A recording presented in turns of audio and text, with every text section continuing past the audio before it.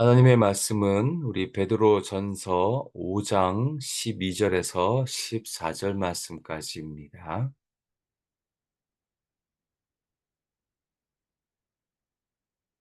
내가 신실한 형제로 아는 실루아너로 말미암아 너희에게 간단히 써서 권하고 이것이 하나님의 참된 은혜임을 증언하노니 너희는 이 은혜에 굳게 서라. 택하심을 함께 받은 바벨론에 있는 교회가 너희에게 문안하고 내 아들 마가도 그리하느니라. 너희는 사랑의 입맞춤으로 서로 문안하라. 그리스도 안에 있는 너희 모든 이에게 평강이 있을지어다. 아멘. 오늘 말씀은 베드로 전서의 마지막 부분에 해당됩니다. 저는 50일 동안 베드로 전서를 살펴보았는데 오늘 이 베드로 전서 강해의 마지막 시간입니다. 사도 베드로는 어떻게 이 서신서를 마무리하고 있을까요? 저는 영원한 가치에 투자할 것을 말하면서 마무리한다고 봅니다. 두 가지 영원한 가치에 대해서 말하는데요. 첫 번째는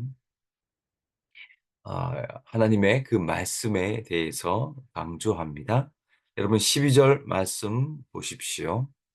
내가 신실한 형제로 아는 실루안으로 말미암아 너희에게 간단히 써서 권하고 이것이 하나님의 참된 은혜임을 증언하노니 너희는 이 은혜에 굳게 서라고 말합니다. 여기 등장하는 실루아노는요, 신라를 말하고요. 아마 베드로 전서를 전달한 자로 보입니다. 그런데 뭐라고 끝인사를 하는가 하면 이것이 하나님의 참된 은혜임을 증언하노니 너희는 이 은혜에 굳게 서라고 말합니다. 여기서 이것은 바로 사도 베드로가 쓴 편지의 모든 내용, 베드로 전서를 말합니다. 베드로 전서의 내용이 무엇을 증언한다고 말하는가? 바로 하나님의 은혜를 증언하는데 이 은혜, 즉 베드로 전서의 말씀, 그 진리의 말씀 위에 굳게 서라고 강조합니다. 특별히 고난을 받고 있는 이들에게 가장 큰 격려가 무엇이겠습니까? 어떻게 어떻게 이들이 하나님의 은혜를 경험하겠습니까? 다른 것이 아니라 바로 이런 편지들, 하나님의 말씀들, 은혜의 말씀들을 듣고 격려받고 힘이 생기고 심지어 고난 가운데 이겨날 힘이 생기게 됩니다. 동일하지 않습니까? 저와 여러분들이 어떻게 힘이 생깁니까? 어떻게 이 세상에서 살아갈 때 은혜를 받습니까? 그게 선포되어지는 말씀, 기록된 말씀을 듣고 읽음을 통하여 우리는 이 땅에서 살아갈 힘과 은혜를 받습니다. 특히 1세기 성도들을 생각해 보십시오. 그들의 삶을 지탱해 주고 심지어 목숨을 잃어도 그들이 두려워하지 않았던 결정적인 이유가 있다면 바로 이 말씀에 대한 확신이 있었기 때문입니다. 그들에게 보내지는 이 편지들을 그들의 읽음을 통하여 그들에게 힘이 생기고 그들에게 이 편지의 말씀들은 바로 생명 그 자체였습니다. 그들에게 읽히고 선포되어지는 말씀을 통하여서 그들이 다시 한번 힘을 얻게 되는 것입니다. 가령 나는 부활이요 생명이니라고 할 때 이들에게 있어서의 부활은 실제적인 부활을 의미했고 그들에게 있어서의 생명은 진짜 죽음이 왔다 갔다 하는 상황 속에서의 생명을 의미했습니다. 오늘날 우리가 말씀을 대하는 태도와는 사뭇 달랐을 것입니다. 사랑하는 성도 여러분, 여러분 어떻게 말씀을 대하십니까? 말씀이 우리의 삶에 정말 살아있고 운동력이 있으십니까? 그 말씀을 정말 사모하십니까? 여러분 우리의 말씀은 사모할 만한 영원한 가치가 있지 않습니까? 그래서 베드로 사도도 이 베드로 전서에서 이렇게 말합니다. 그러므로 모든 육체는 풀과 같고 그 모든 영광은 풀의 꽃과 같으니 풀은 마르고 꽃은 떨어지되 오직 주의 말씀은 세세토록 있도다 하였으니 너희에게 전한 복음이 곧 이 말씀이니라. 오직 주님의 이 진리의 말씀만이 영원합니다. 세세토록 있습니다. 이 은혜의 말씀, 진리의 말씀이 우리에게 밥줄이자 아니 생명줄 그 자체인 줄로 믿습니다. 이 말씀, 진리의 말씀, 은혜의 말씀 위에 굳게 서는 저희들이 되시기를 축원드립니다. 두 번째 영원한 가치는 그 영원 그 자체를 우리는 항상 사모해야 합니다. 13절 말씀을 보시면 택하심을 함께 받은 바벨론에 있는 교회가 너희에게 문안하고 내 아들 마가도 그리하느니라. 여러분 13절에 택하심을 함께 받은 바벨론에 있는 교회를 언급합니다. 여기서 바벨론은 바벨론 나라를 의미하는 것이 아니라 로마로 해석합니다. 그럼 왜 로마를 바벨론이라고 했을까요? 그리고 그 바벨론에 있는 교회라고 말한 의도는 무엇일까요? 바벨론에 대하여서 여러 의미를 부여할 수 있지만 바벨론이라고 말한 이유는 구약 역사와 관련됩니다.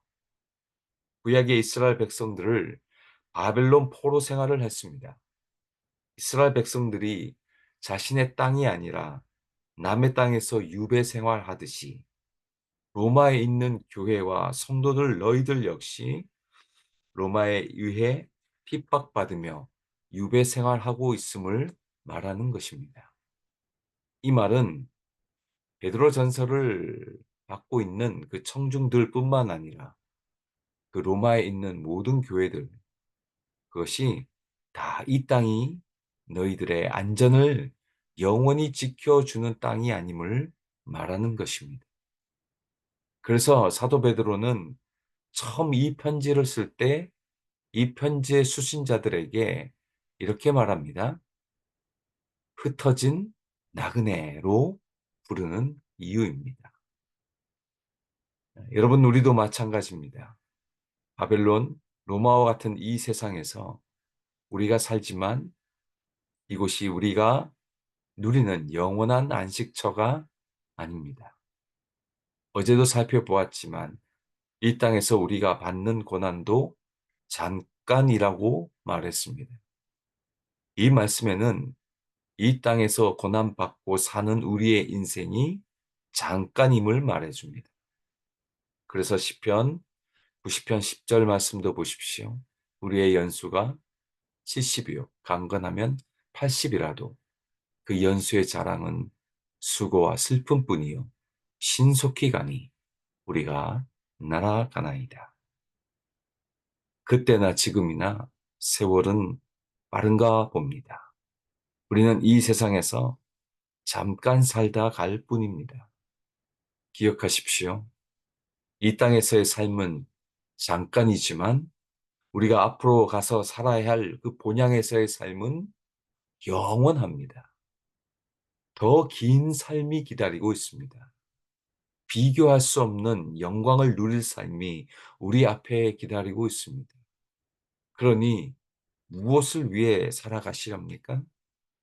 우리가 이 땅의 삶보다 더 영원한 삶, 영광의 삶을 위해 살아가는 것이 더 가치 있는 삶이 아닐까요? 이 덧없는 이 세상의 삶에 올인하는 것보다 저 영원한 삶을 위해 이 땅에서 예수 잘 믿고 살아가십시오. 천년 만년 이 땅에서 사는 것이 절대 아님을 휙 날아갑니다. 그러니 오히려 영혼을 사모하십시오. 에서처럼 단팥죽 그 순간의 쾌락을 위해 영원한 가치가 있는 장자권을 팔아버리는 어리석은 인생을 살지 마십시오. 이 땅이 아니라 앞으로 우리 앞에 기다리는 더 큰 영광을 바라보며 그 영혼을 향해 살아내십시오. 그럴 때 베드로전서 4장 13절 하반절에 있는 것처럼 그의 영광을 나타내실 때에 너희로 즐거워하고 기뻐하게 하려 합니다. 참된 즐거움과 기쁨이 우리 앞에 기다리고 있습니다. 여러분, 여러분에게 영원한 가치가 무엇입니까?